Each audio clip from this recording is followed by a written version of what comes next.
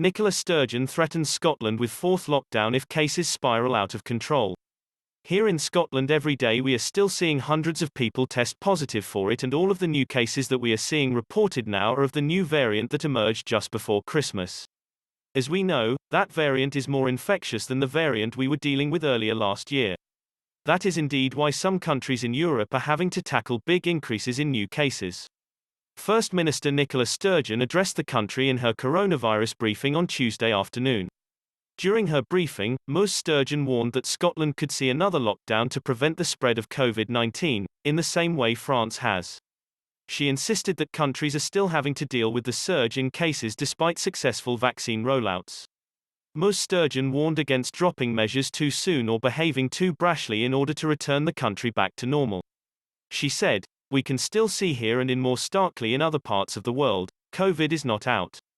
It is a virus that is very much still with us.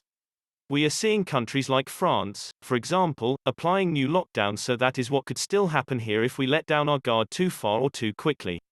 That is what we have collectively be determined that we are not going to allow to happen here."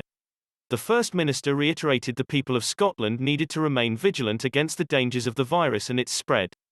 She said, "To sustain our progress it is really important to ease restrictions cautiously and carefully.